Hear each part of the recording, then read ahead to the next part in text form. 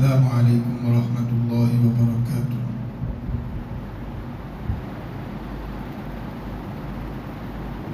الحمد للہ نحمده ونستعینه ونستغفره ونؤمن به ونتوکل علیہ ونعوذ باللہ من شرور انفسنا ومن سیئات اعمالنا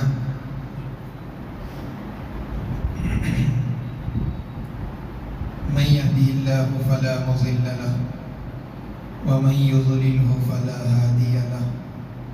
ونشهد أن لا إله إلا الله وحده لا شريك له ونشهد أن سيدنا ونبينا ومولانا محمدا عبده ورسوله أما بعد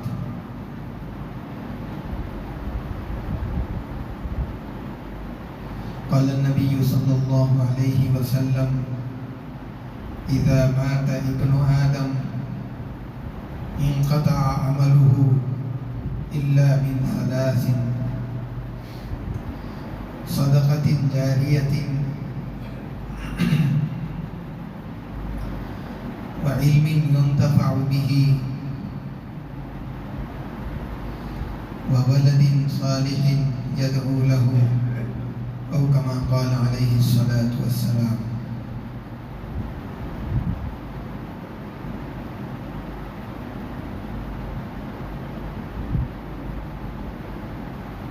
معزز سامعین اکرام، اللہ تبارک و تعالی نے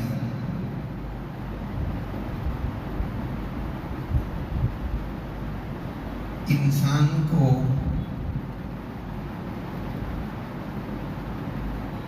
دنیا میں پیدا کر کے بھیجا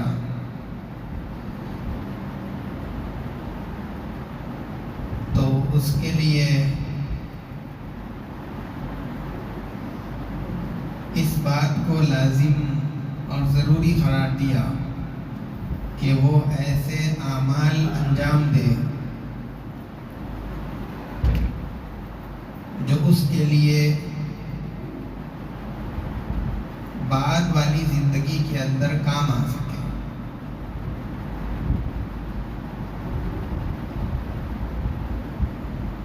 پھر اعمال میں بھی بعض چیزیں تو اللہ تبارک و تعالیٰ نے بندے پر خود لازم فرمائی، جیسے کہ فرائض، نماز ہو، روزہ ہو، زکوٰۃ ہو، حج ہو، سب فرائض اللہ کی طرف سے بندے پر لازم کردہ۔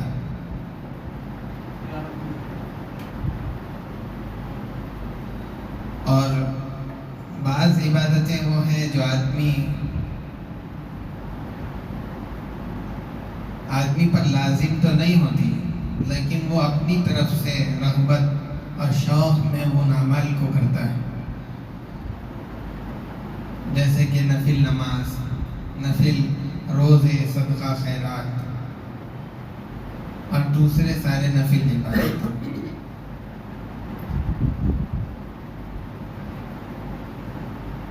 آدمی زندگی کے اندر جتنے بھی اعمال کرے، لیکن کسی بھی انسان کو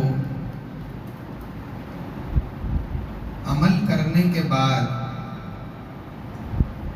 اس بات کا حق نہیں ہے کہ وہ اس خوش فہمی میں مبتلا ہو جائے کہ میرے اعمال اب میری نجات کے لیے کافی ہو جائیں گے۔ اس لیے کہ آدمی جتنا بہتر سے بہتر عمل بھی کر لے، اپنے عمل کے بارے میں آدمی یقین سے یہ نہیں کہہ سکتا کہ یہ عمل اللہ کی بارگاہ میں قابل قبول ہے، پیش کرنے کے لائق ہے کہ بھی یا نہیں ہے۔ اس کا علم صرف اللہ تبارک و تعالیٰ کو۔ اسی لیے آدمی زندگی میں عمل بھی کرے اور پھر ساتھ میں اللہ تبارک و تعالیٰ سے اپنے اعمال کی قبولیت کے لیے دعا بھی کرتا رہے۔ آخرت میں بندے جو جنت کے اندر پہنچیں گے وہ صرف ان کے اعمال کی وجہ سے نہیں، بلکہ اللہ کا فضل جب شامل حال ہوگا تو وہ جنت کے اندر جائیں گے۔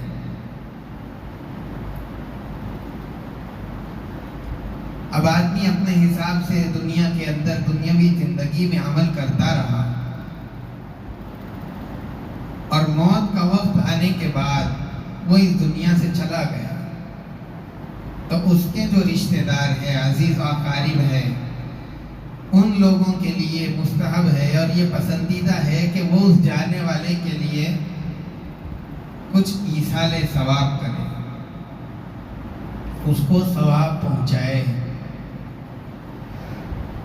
کسی بھی عبادت کا، نفل عبادات میں سے جو عبادت آپ کر کے اس کا ثواب پہنچانا چاہیں پہنچا سکتے ہیں،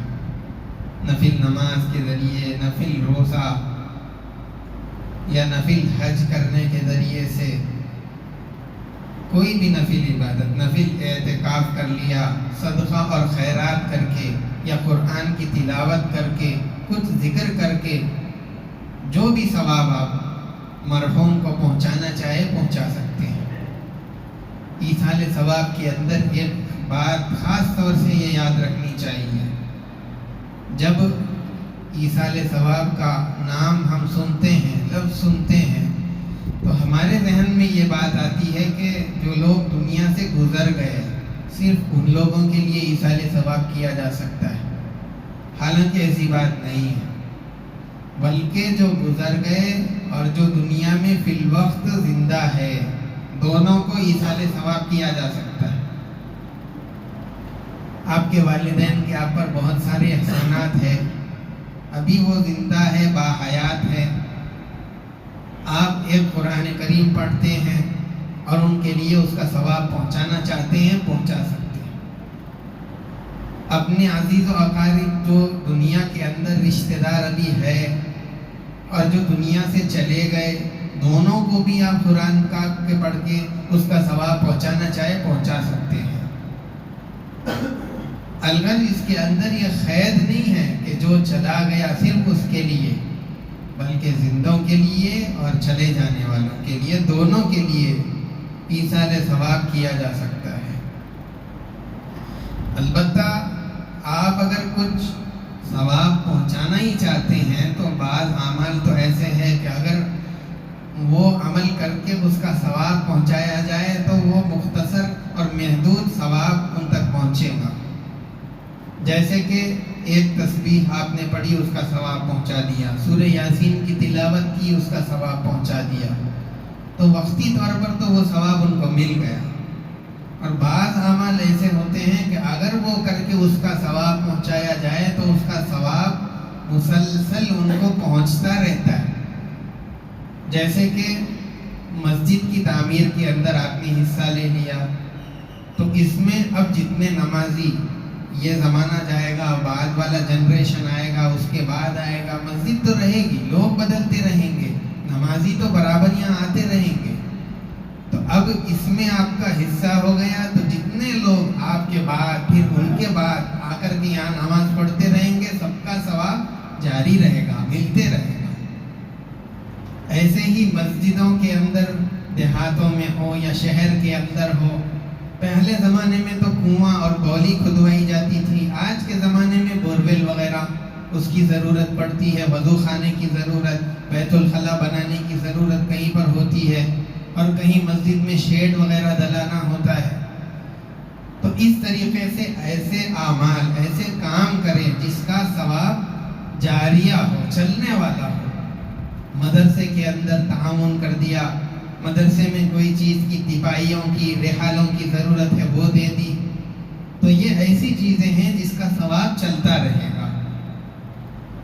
ہاں، لیکن جہاں پر بھی آپ تعاون کرنا چاہتے ہیں، پہلے وہاں کی کیا ضرورت ہے معلوم کر لینا چاہیے، اس لیے کہ اکثر جگہ پر، یہاں پر بھی یہ دیکھا گیا کہ جب کبھی کچھ دینا ہوتا ہے، قرآن پاک کے پاروں کا ڈبہ لے کے مسجد کو آ جا، یہاں پر اتنی سارے قرآن ہیں کہ اس کو پڑھنے والے نہیں ہیں، پھر اور زیادہ قرآن یہاں رکھ کر کے کیا کریں گے؟ آپ جو قرآن لائے، جیسا یہ رکھے ہوئے ہیں وہ بھی ویسا ہی رکھا رہے گا، کوئی اسے پڑھیں گے نہیں، اور اس کا ثواب جس کے نام سے دیا جا رہا ہے اس کو پہنچے گا نہیں۔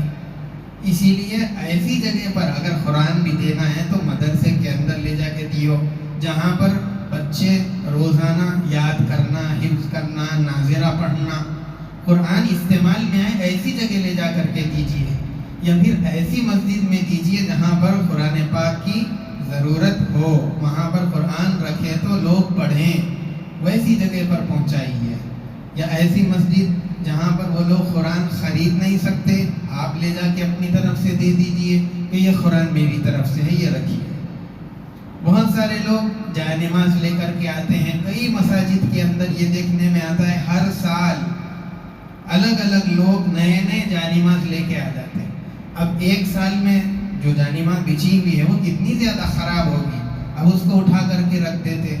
پھر اس کے بعد اگلے سال کوئی اور لایا تو یہ سال کے بھی لپیٹ کے رکھ دیے۔ اس طریقے سے بہت ساری جائے نمازیں جمع ہو جاتی، تو ایک ہی جگہ پر دینے کے بجائے پہلے مسجد میں کس چیز کی ضرورت ہے؟ ایک جگہ پر پنکھے ہر سال بدل رہی، کوئی اے سی لا کے ہر سال بدل دے رہا، جو ضرورت نہیں ہے وہ چیزیں لا کے مسجد میں دے رہے ہیں۔ تو اس طرح مت کیجئے، بلکہ جہاں پر جس چیز کی ضرورت ہو پہلے اچھے سے معلوم کیجئے۔ وہ چیز خرید کے لا کے دینا نہیں ہے، پہلے مسجد کو آنا ہے، مدرسے کو آنا ہے، معلوم کرنا ہے کہ ضرورت کیا ہے، پھر انہوں جو بولے کہ اس چیز کی مسجد میں ضرورت ہے، اس چیز کی مدرسے میں ضرورت ہے، یہ چیزیں آپ دیجیے، تو یہ چیز آپ کے لیے ثواب کا ذریعہ بنے گی اور ثواب جاریہ ہوگا۔ اس لیے جو اعمال ہے ایسا عمل کرنا چاہیے جس کا ثواب جاری رہے اور ملتا رہے۔ قرآن کریم کے اندر ایک آیت ہے وَأَن لَيْسَ لِلْإِنسَانِ إِلَّا مَا سَعَىٰ۔ اس آیت کا مطلب یہ ہے کہ آدمی کے لیے وہی ہے جو اس نے کوشش کی، جو اس نے محنت کی۔ بعض لوگ اس آیت کو لے کر کے یہ کہتے ہیں کہ آدمی نے زندگی کے اندر جو کوشش کر لی، جو اعمال کر لیے، جو افعال انجام دے لیے، برے ہوں یا بھلے، اسی کا نتیجہ اس کو ملے گا۔ اب اگر کوئی ایصال ثواب کرنا چاہتا ہے، اس کی نیت سے ثواب پہنچانے کی نیت بھی کرتا ہے تو بھی اس کو نہیں پہنچے گا، کیونکہ قرآن کریم کے اندر تو یہ کہہ دیا گیا کہ آدمی جو کرے گا صرف اسی کا اس کو ملے گا، اور دوسرے اگر پہنچائیں گے اس سے یہ سمجھ میں آیا کہ وہ پہنچنے والی بات نہیں ہے۔ لیکن علماء نے فرمایا کہ یہ آیت کا مطلب نہیں ہے، بلکہ ہر عمل کی کچھ نہ کچھ خاصیت ہوتی ہے۔ جیسے کہ روزوں کے بارے میں قرآن کریم کے اندر فرمایا گیا کہ روزہ جو ہوتا ہے وہ آدمی کے اندر تقوی اور پرہیزگاری کے پیدا کرنے کے لیے۔ اسی طریقے سے نماز کے بارے میں قرآن کریم کے اندر اس کی خصوصیت یہ بتائی گئی کہ یہ برائیوں سے اور فحش کاموں سے آدمی کو روک دیتی ہے۔ تو اب ہر عمل کی کچھ نہ کچھ خاصیت ہے۔ اس آیت کے اندر وَأَن لَيْسَ لِلْإِنسَانِ إِلَّا مَا سَعَىٰ، اس آیت کے اندر یہ بتایا گیا ہے کہ آدمی اگر نماز پڑھنے لگ جائے تو وہ اس کو برائیوں سے روکے گی، بے حیائی سے روکے گی، اور یہ آدمی کے اندر برائیوں سے رکنے کی خصوصیت پیدا ہو جائے گی۔ اور اسی طریقے سے اگر کوئی آدمی روزہ رکھتا ہے تو اس کے اندر تقوی کی صفت اور خصوصیت پیدا ہو جائے گی۔ تو اس آیت کے اندر اعمال کی خصوصیت کے بارے میں آدمی کو بتایا گیا۔ ایسا نہیں ہو سکتا کہ آدمی نماز نہیں پڑھ رہا لیکن خود بخود وہ خصوصیت اس کے اندر پیدا ہو جائے، یہ ہونے والی بات نہیں۔ ایسے ہی آدمی روزہ نہیں رکھ رہا لیکن خود بخود اس کے اندر تقویٰ پیدا ہو گیا، یہ ہونے والی بات نہیں ہے۔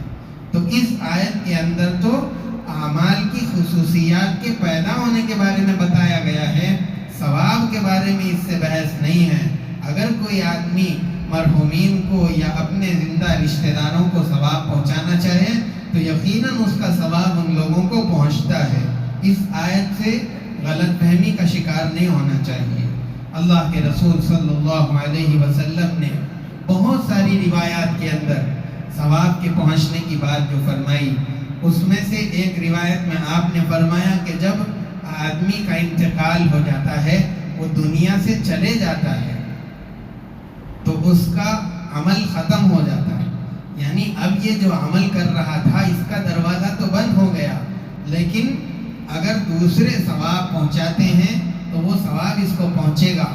اور وہ اس طریقے پر حضور پاک صلی اللہ علیہ وسلم نے بیان کیا کہ 3 چیزیں ایسی ہیں جو اس کے لیے مرنے کے بعد بھی فائدہ مند رہتی ہے، اس کا ثواب اور اس کا نفع اس مرنے والے کو پہنچتا رہتا ہے۔ ایک تو ہے صدقہ جاریہ، جو صدقہ اور جو عمل ایسا کیا کہ اس کا فائدہ مخلوق کو اس کے جانے کے بعد بھی ہو رہا ہے، جیسے کہ پہلے زمانوں کے اندر نہر وغیرہ کھدوائی جاتی تھی، یا اسی طریقے سے مسافروں کے آنے کے لیے مسافر خانے بنوائے جاتے تھے، اور لوگوں کے راستے میں چلتے چلتے کچھ دیر آرام کرنے کے لیے سایہ دار درخت لگوائے جاتے تھے۔ تو ایسی چیزوں کو صدقہ جاریہ میں شمار کیا، اور اللہ کے رسول صلی اللہ علیہ وسلم نے فرمایا کہ صدقہ یہ ایسی چیز ہے کہ اس کے جانے کے بعد بھی اس کا ثواب اس کو پہنچتا ہے۔ اور دوسری چیز اللہ کے رسول صلی اللہ علیہ وسلم نے فرمائی، جس کا آدمی کے جانے کے بعد میں اس کو فائدہ پہنچتے رہتا ہے، وہ ہے آدمی کا علم۔ آدمی تو چلا گیا، اس کا علم، اس کی تصنیفات، اس کی تحریرات اور اس کی باتیں جو ریکارڈ کی گئی ہیں، بعد والے اس سے فائدہ اٹھاتے ہیں، اس کا ثواب اس جانے والے کو پہنچتا رہتا ہے۔ اور تیسری چیز جو اللہ کے رسول صلی اللہ علیہ وسلم نے فرمائی، نیک اولاد جو باپ کے جانے کے بعد میں باپ کے لیے دعائیں کرتی ہے، اس کے نام پر صدقہ خیرات اور تلاوت کر کے اس کا ثواب اپنے باپ کو پہنچاتی ہے، تو ایسی اولاد جو اپنے باپ کے لیے دعائیں کرتی ہیں اور جو کچھ بھی اس کے نام پر کرتی ہیں، اس کا ثواب باپ کو پہنچتا رہتا ہے اس کے چلے جانے کے بعد میں۔ اس روایت کے اندر اللہ کے رسول صلی اللہ علیہ وسلم نے 3 چیزیں بتائی، اور دوسری بہت ساری روایات ہیں جس کے اندر الگ الگ چیزوں کو اللہ کے رسول صلی اللہ علیہ وسلم نے شمار فرمایا ہے۔ اور دوسری روایات کے اندر کہیں پر 8 چیزیں ذکر کی، کہیں 5 چیزیں ذکر فرمائی۔ اس طریقے سے الگ الگ اعمال کو مختلف روایات میں الگ الگ عددوں کے اندر اللہ کے رسول صلی اللہ علیہ وسلم نے بیان فرمایا ہے۔ اور ایک خاص بات، کسی کا انتقال ہو جائے تو اس کے لیے قرآن کریم پڑھ کر کے ثواب پہنچانے کا اہتمام ہمارے معاشرے کے اندر کیا جاتا ہے۔ تو اللہ کے رسول صلی اللہ علیہ وسلم سے ایک صحابی رضی اللہ تعالیٰ عنہ نے یہ بات سنی، غالباً حضرت انس رضی اللہ تعالیٰ عنہ، حضور پاک صلی اللہ علیہ وسلم فرما رہے تھے کہ ہر چیز کا ایک دل ہوتا ہے، اور قرآن کریم کا دل سورہ یاسین ہے، اسی لیے تم اس سورت کو اپنے مردوں پر پڑھا کرو۔ اور ایک روایت میں یہ بات ہے کہ انصار جب ان کو پتہ چلتا کہ ان کے کسی ساتھی کا انتقال ہو گیا تو وہ ان کی قبر پر جاتے اور وہاں جا کر کے سورہ بقرہ کی تلاوت کرتے تھے۔ الغرض اجتماعی ہو یا انفرادی ہو، قرآن کریم کی تلاوت کر کے مرحومین کو اس کا ثواب پہنچایا جا سکتا ہے۔ البتہ ہمارے معاشرے کے اندر قرآن خوانی کا یا ایصال ثواب کا جو طریقہ رائج ہے، اجتماعی تو ہو سکتا ہے، لیکن اس میں جو چیزیں لازم کر لی گئی ہیں وہ چیزوں کو ختم کرنا چاہیے۔ جیسے کہ انتقال ہونے کے تیسرے ہی دن کا اعلان کیا جاتا ہے کہ پرسوں ایصال ثواب کی مجلس رکھی جائے گی، اور خاص اہتمام کے ساتھ لوگوں کو جوڑا جاتا ہے۔ اور پھر اتنا ہی نہیں بلکہ وہ مجلس ختم ہونے کے بعد میں چھوٹی چھوٹی پیکٹیں، اس میں مرمرے اور اس طریقے سے کھوپرا، مختلف چیزیں تقسیم کی جاتی ہیں۔ تو اس کے بعد میں جو کھانے کا انتظام ہے، اور پھر یہ جو مجلس کے اندر آنے والے آئے ان کے لیے میت کے گھر پہ رات کا کھانے کا انتظام، تو یہ ساری جو چیزیں ہیں جس کو لوگوں نے آج کے زمانے میں لازم کر لیا ہے، یہ چیزیں صحیح نہیں ہیں۔ ہاں، اجتماعی طور پر انتقال ہونے کے موقع پر رشتہ دار جمع ہو گئے، ان کے بیٹے بیٹیاں بھائی بہن اگر گھر کے اندر جمع ہیں تو انہوں نے عموماً اس وقت میں قرآن پاک پڑھ کے بخشنے کا موقع اور مزاج بن جاتا ہے۔ تو اسی طریقے سے کسی کو بلائے، جمائے، اکٹھا کیے بغیر ہی اگر چند لوگ مل کر کے ایصال ثواب کر لیتے ہیں تو اس کے اندر کوئی خرابی نہیں ہے، اس طریقے سے کیا جا سکتا ہے۔ اور بہتر تو یہ ہے کہ اپنے جتنے بھی رشتہ دار ہیں ان سب کو کہہ دیا جائے کہ آپ اپنے گھر میں ہی رہتے ہوئے جتنا آپ سے ہو سکتا ہے قرآن پاک پڑھیے، اور اپنے جو رشتہ دار چلے گئے ہیں ان کو ایصال ثواب کر دیجئے۔ اس طریقے سے بھی کیا جا سکتا ہے۔ پورا قرآن پڑھنا بھی ضروری نہیں ہے، مسجد کے اندر بیٹھ کر کے ایک پارہ ایک آدمی کو، پھر وہ آدمی پورا پارہ پڑھنے کی کوشش، یہ ضروری نہیں ہے۔ قرآن پاک کا جتنا حصہ آپ سے آسانی سے ہو سکتا ہے وہ پڑھ کے میت کو ایصال ثواب کر دینا چاہیے۔ یہ صحیح طریقہ ہے ایصال ثواب کا۔ اور اصل بات جو میں کہنا چاہ رہا تھا آج وہ یہ کہ یہ ربیع الاخر کا مہینہ، اس مہینے کے اندر خاص طور سے ایک عمل پورے بر صغیر کے اندر، ہندوستان، پاکستان، بنگلہ دیش، یہاں پر بہت زیادہ رواج پا گیا ہے، اور وہ ہے 11ویں، جو پیران پیر رحمۃ اللہ علیہ حضرت شیخ عبد القادر جیلانی علیہ الرحمہ کی طرف منسوب ہوتی ہے۔ اور اس مہینے کی 11ویں تاریخ کو خاص طور سے، یا پھر اس مہینے کے کسی بھی دن بغیر تعین کیے کہ ان کے نام پر لوگوں کو کھانا کھلاتے ہیں اور ان کے نام پر مختلف چیزیں تقسیم کی جاتی ہے، تو پھر میرا سوال یہ ہے کہ ان سے بڑے مقام والے مخلوق کے اندر سب سے اونچا مقام اگر ہے تو تمام انبیاء علیہ السلام کا، اور پھر اس کے بعد صحابہ اکرام میں بھی خلفائے راشدین کا، اور اس کے بعد عشرہ مبشرہ کا، اس کے بعد تمام صحابہ اکرام رضوان اللہ علیہ مجمعین کی جماعت، پھر تابعین، تابعین، اس طریقے سے رتبہ برتبہ پہنچتے ہوئے اولیاء اللہ کے اندر ایک نام حضرت پیران پیر رحمۃ اللہ علیہ کا بھی ہے۔ آپ مجھے یہ بتائیے کہ صرف ایصال ثواب کرنا ہے تو صرف پیران پیر رحمۃ اللہ علیہ کا کیوں؟ شروع کرنا ہے تو پیغمبروں کے نام سے شروع کیجئے، پھر صحابہ کے نام سے، ان کی تعداد اتنی زیادہ ہے، اگر کوئی آدمی ہر ایک کے نام سے ایک دن متعین کر لے کہ اس دن ان کے نام کا ایصال کریں گے، اس دن اس کے بعد ان کے نام کا کریں گے، تو سال کا کوئی ایک دن بھی خالی نہیں بچے گا، ہر ایک کا نام کسی ایک دن متعین ہو جائے گا۔ تو یہ تو کرنا ممکن نہیں ہے۔ اور پھر پیران پیر رحمۃ اللہ علیہ کے نام سے اگر آپ کوئی چیز صدقہ اور خیرات کرنا ہی چاہتے ہیں تو ربیع الثانی کا مہینہ ہی خاص کیوں؟ ربیع الاخر کے ہی مہینے کو متعین کیوں کر لیا؟ اس کے لیے تو شریعت کے اندر کوئی خاص مہینہ، کوئی دن اور کوئی وقت صدقے کے لیے، خیرات کے لیے، ایصال ثواب کے لیے متعین نہیں ہے۔ آپ چاہے تو رمضان میں کیجئے، آپ چاہے تو محرم کے اندر کیجئے، جس مہینے کے اندر بھی آپ صدقہ، خیرات یا قرآن پاک کی تلاوت یا پھر کسی بھی طریقے سے کر کے ثواب اگر پہنچانا چاہتے ہیں تو یقیناً وہ ثواب پہنچے گا۔ اور جس کو بھی آپ پہنچانا چاہیں گے اس کے اندر اللہ تبارک و تعالیٰ کی یہ عطا کا اندازہ کیجئے کہ اگر آپ کسی کو ایصال ثواب پہنچانا چاہتے ہیں، آپ نے ایک قرآن پاک کی تلاوت کی، آپ چاہے تو ویڈیو بند کر دیجئے، وہ ویڈیو لینا منع ہے۔ اگر آپ نے ایک قرآن پاک کی تلاوت کی اور آپ اس طریقے سے کسی ایک آدمی کو پہنچانا چاہتے ہیں تو وہ پوری قرآن پاک کا ثواب اس آدمی کو پہنچے گا۔ اور اگر پوری امت کو آپ پہنچانا چاہتے ہیں، اللہ تبارک و تعالی ہماری طرح نہیں کرتے کہ ایک قرآن پاک ہے اس کے اندر پوری امت کو تقسیم کرنا ہے تو اس کے ٹکڑے ٹکڑے کر کے ان کو تقسیم کر دیا جائے، نہیں، بلکہ پوری قرآن پاک کا جو ثواب ہے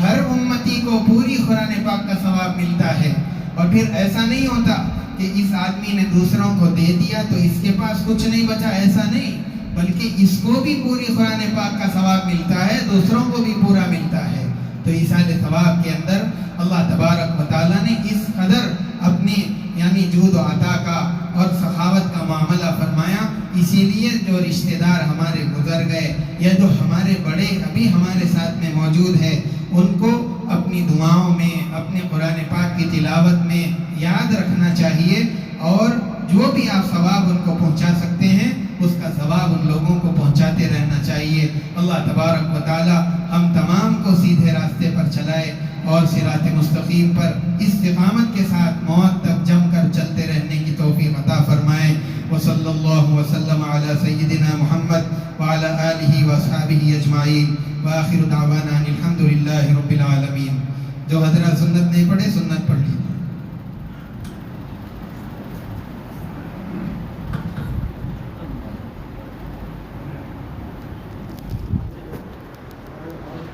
Yeah.